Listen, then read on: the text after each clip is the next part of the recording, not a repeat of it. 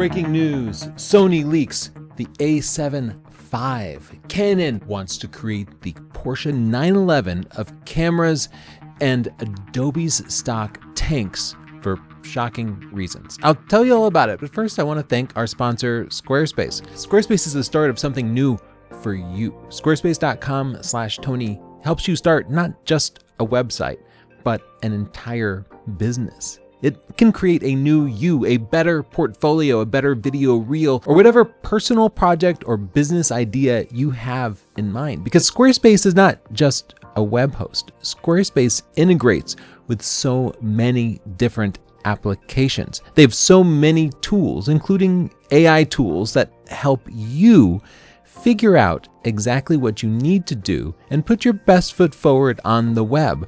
Not just presenting things, but you can sell products, take appointments from clients. It all starts at squarespace.com/Tony. Don't take my word for it. Check it out completely free. See what you can build and how easy it is. And when you love it, the coupon code Tony will save you 10%. Thanks, Squarespace. First, a personal rant. I put a lot of work this week into just taking some pictures, and I got some cool results. But one of the top responses was, oh, that's copy pasted. That's AI. That's Photoshop. Resist that urge to assume that good pictures are fake, because that is how you kill photography. When photographers put a lot of work into making gorgeous results and people doubt them, why would they go through that again? Yes, I could have just generated an AI image that looked like that, or I could have just copy and pasted a plane over the moon, but that wouldn't be real. And I'm committed to making real things, and I and other photographers need your support, and we need a little bit of trust. Now let's talk about a really interesting thing that Canon said. This is Go Takura, an executive vice president at Canon. They brought some members from DP Review out to Tokyo to talk to them, and he said something really interesting, saying that they wanted to build the Porsche 911 of cameras. And well, I'm a car enthusiast and a 911 owner, and I think there's actually a few disconnects here. Here's a quote from Takura about the iconic Porsche 911 sports car and why he wants to bring those traits into the camera world. He says that even after so many generations of the car, you know it's still a 911, but the newest one is always the best. There is a fundamental misunderstanding here, because every time they release a new 911, all the enthusiasts are saying, oh, I hate it. Porsche screwed it up. And if you go to a car show with 911s, which I've done many times, and you ask anybody what their favorite 911 is, they don't say the new one. In fact, everybody has a different answer. And sometimes they're 20 years old. Sometimes they're 50 years old. Sometimes they're 5 years old. That's key to what makes the 911 iconic. And while each generation has better performance, people don't just care about the performance. They care about the design. They care about the fun. They care about the purity. And understanding that is important if you want to recreate that in the camera world. Because right now, every new generation of Canon does improve the performance in some way. But things like fun, purity, design don't really seem to ever evolve. Something Canon will need to capture is legacy and values. Like the 911 has some values that have not changed in the entire history of the vehicle. The silhouette has always basically stayed the same. The car is always rear engine, meaning the engine is really behind the rear wheels.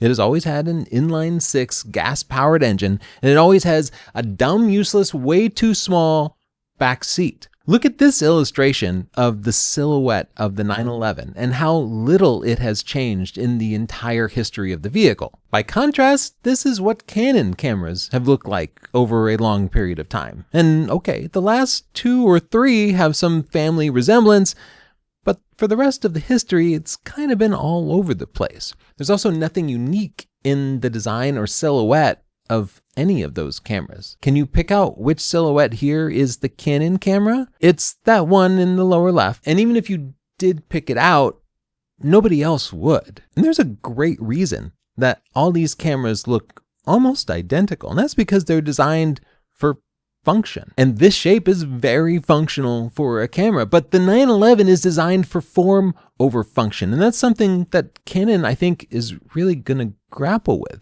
You're going to have to give up a little something. Add a little bit of quirk in there, a little bit of inconvenience, of impracticality. Take the 911. Having a rear engine means the car is inherently imbalanced. Floor it while you're going up a hill, and you'll find the back end kicks right out, and it's really easy to lose control. That's impractical. That's imperfect. That's non-functional, but it's fun as hell. And that's something that Canon really needs to understand. The silhouette of the 911 is completely iconic and completely terrible aerodynamics. It's shaped like an airplane wing, right? And an airplane wing generates lift, and the 911 generates lift, but you don't want lift in a race car. You want downforce. You want the opposite of that. And that's why so many 911s have that big rear wing at the back, because they've just decided to wedge something in that offsets the functionally poor design. But Porsche has chosen beauty and history and legacy over functionality. And that is a choice Canon should be making too. Now, there are cameras that I think represent the values of the 911 pretty well. And I have them right here on my desk because I own them, because I bought them with my own money out of pocket, because I appreciate these aspects of it. Like the Leica M cameras, their design really has not changed much in 70 years. This M10D has no digital display, no screen. It still uses an old optical rangefinder viewfinder. And I paid $6,500 for it. Like the 911, it holds its value or appreciates in value. Frames per second, I don't know, like 1 or 2. There's absolutely no autofocus on it whatsoever. Doesn't record video, has hardly any buttons or dials. In all the ways that you consider your Canons to be successful, this is an absolute failure. And yet I love it. And yet it is iconic. This Hasselblad CFE in 100C, I believe it's the most beautiful camera ever made. And it is a direct descendant of the silhouette of historical Hasselblads. It takes you back to that camera that went to the moon. And again, the design is impractical. Again, it does not even record video. I don't even know what the frames per second are. It's also way more expensive than any Canon camera, and yet they sell, and people adore them. Canon, Tokura. If you're serious about this, I implore you, forget about frames per second and think about beats per minute, your heart rate when you pick the camera up. Think about smiles per hour. Think about the compliments that people give you per day. And think about how many times you touch the camera per month when you don't need to take a picture, but just because it feels great in the hands. Tokura said something interesting in the interview with DP Review. He said, "We're not afraid to leave behind what we have done before, but we also have an audience with their expectations. Their response is not always positive. We're aware of this feedback, and we do listen." The 911 is a perfect comparison for this too, because Ferdinand Porsche created the Beetle, the people's car. Ferdinand Alexander Porsche, his grandson, created the 911. And the 911 didn't harm the legacy of the Beetle. In fact, it helped it. Canon has been making Beetles for their entire history. They've always been practical, but now is the time for a Ferdinand Alexander Porsche to come forward and make the 911 of cameras for Canon. And yeah, much of your existing audience isn't going to like that you release something expensive, but you need to find a new audience, an audience who picks something because it's beautiful, an audience who isn't counting the refresh rate or the frames per second and isn't pixel peeping, but wants the experience of photography, an audience who maybe wants to take pictures of their camera as well as with their camera. Moving on, let's talk about Adobe, the company we all love to hate. Morgan Stanley downgraded Adobe's stock rating, and I think for good reason. I feel like Adobe has had not a legal monopoly, but a virtual monopoly for things like Photoshop and Lightroom for the last several decades. And I'm experiencing this more and more. I'm doing my editing outside of Lightroom and Photoshop, and I'm using AI-based tools like Avoto. AI-based video editing tools are taking over segments where Premiere Pro used to succeed. Everything is changing, and while Adobe's been working hard to create AI solutions, they're way behind. Take a look at Adobe's stock over just the last year compared to the NASDAQ stock index. While QQQ is up 26.73% in the last year, Adobe stock is down 28.15%. And personally, I think the reason is simple. They've just been taking way too much in profits. Your monthly fees have mostly been going to profits for Adobe. They have been so profitable without giving us the improvements that we've been asking for, and this is what comes of it. Sony has leaked some pictures of the A75, and this comes to us via Sony Alpha Rumors. For those who don't know, the A75 is Sony's basically entry-level full-frame camera. It's really the most practical camera for things like wedding and event photographers. So the next generation of it is going to be really important. Now here are the specs from Sony Alpha Rumors, and I have some pictures to share too. It's probably going to be the same 33 megapixel sensor. It's going to have the body from the A7R5, which we liked a little bit better. It'll have a 4-way flip screen. It'll have their new AI chip, which provides slightly better autofocus, though I had no problem with the previous generation's autofocus, and the price will be about $3,000. Sony Alpha Rumors expects them to announce it in November and ship in January or February of 2026. So here are the pictures, which look extremely realistic to me. This again looks exactly like an A7R5, so I don't see any reason that we should be surprised by this. And here, this actual screenshot of the rear screen seems to show that it does still have the same 33 megapixel sensor. Now, is it possible that I could complain about a camera that hasn't even been released yet? Yeah, I can do this. I'm disappointed.